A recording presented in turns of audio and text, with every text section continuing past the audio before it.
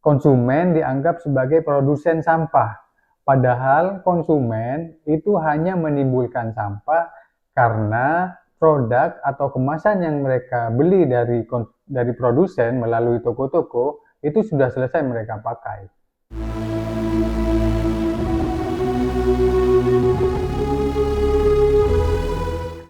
Kita akan membahas tentang Extended Producer Responsibility atau biasa disingkat EPR. Nah, EPR ini adalah tanggung jawab produsen yang diperluas. Ini adalah kebijakan supaya produsen mau bertanggung jawab pada seluruh siklus produknya, terutama pada fase pasca konsumsinya atau biasa kita sebut sebagai sampah. Kenapa produsen yang harus bertanggung jawab? Pertama, karena mereka merupakan penyebab akar. Mereka yang merancang produk, mereka yang memilih bahan untuk dijadikan kemasan, mereka juga yang memilih bahan untuk dijadikan produk. Dengan demikian, mereka yang memahami dan tahu caranya mengolah dan mengelola sampah dari produk atau kemasan yang sudah mereka produksi. Yang kedua, ada prinsip pencemar yang membayar atau polluters pay prinsip. Pihak yang mencemari lingkungan harus menanggung biaya untuk mengatasi pencemaran itu sendiri. Nah, sekarang siapa yang harus bertanggung jawab pada sampah yang tiap hari kita timbulkan? Kita sebagai konsumen, ataukah mereka sebagai produsen, atau pemerintah? Berdasarkan Undang-Undang Nomor 18 Tahun 2008 tentang pengelolaan sampah, di pasal 15, produsen wajib mengelola kemasan dan atau barang yang diproduksinya yang tidak dapat atau sulit terurai oleh alam. Lalu kemudian di pasal 16, tanggung jawab produsen terhadap produk atau sisa produknya itu kemudian diatur dengan peraturan pemerintah. Memang tidak mudah mengajak produsen untuk bertanggung jawab pada sisa kemasan atau produknya. Apalagi selama ini kita tahunya yang bertanggung jawab pada sampah itu adalah pemerintah. Tapi jangan salah, pemerintah juga mengembalikan tanggung jawab itu kepada kita sebagai konsumen. Dengan jargon, sampah tanggung jawab kita bersama, sampahku tanggung jawabku, sampahmu tanggung jawabmu. Dengan begitu, produsen seolah-olah terlepas dari tanggung jawab pada kemasan dan produknya. Mereka teralienasi dari apa yang diproduksinya secara massal. Nah, memangnya sampah yang ada di gunung-gunung sampah di TPA itu konsumen yang buat? Banyak pihak yang berusaha membelokkan pemikiran tentang tanggung jawab produsen pada sampah ini. Dan akhirnya memang banyak yang salah paham. Konsumen dianggap sebagai produsen sampah. Padahal konsumen itu hanya menimbulkan sampah karena produk atau kemasan yang mereka beli dari produsen melalui toko-toko itu sudah selesai mereka pakai. Produsen sampah yang sebenarnya tentu saja adalah mereka yang membuat produk atau kemasan secara fabrikasi dan secara massal. Banyak yang salah paham juga tentang polluter pay principle. Prinsip ini diberlakukan kepada konsumen. Padahal pada setiap barang yang kita bayar, yang kita beli, itu saya yakin sudah kita membayar sebagian untuk pengelolaan sampahnya. Baik kemudian diproses melalui pajak atau melalui EPR nanti, yang dimasukkan melalui mekanisme harga.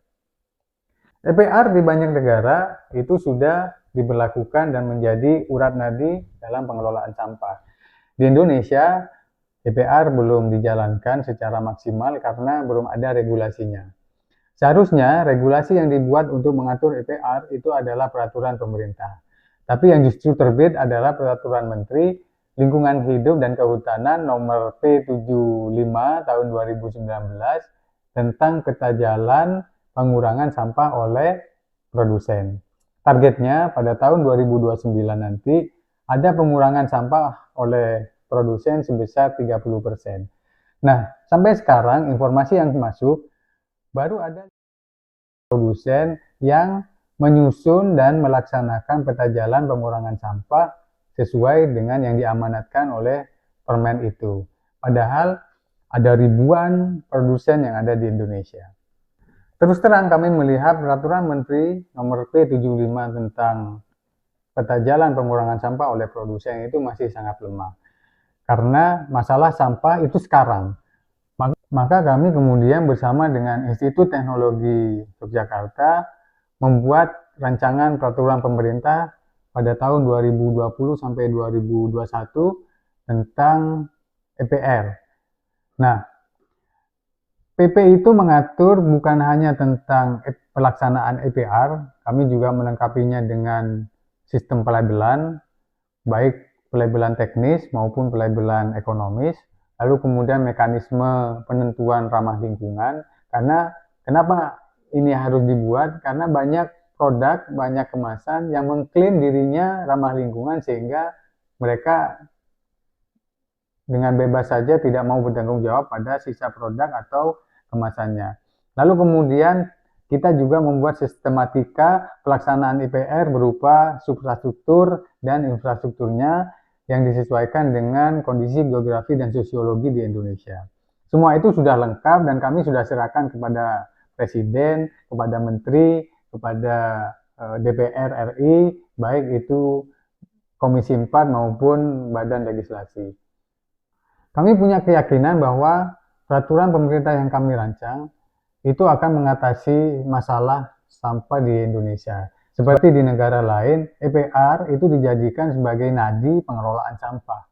Sehingga ketika pemerintah kekurangan dana dari APBN untuk mengelola sampah, pemerintah bisa mengambil dana EPR dari perusahaan-perusahaan atau dari produsen-produsen yang membuat produk maupun kemasan.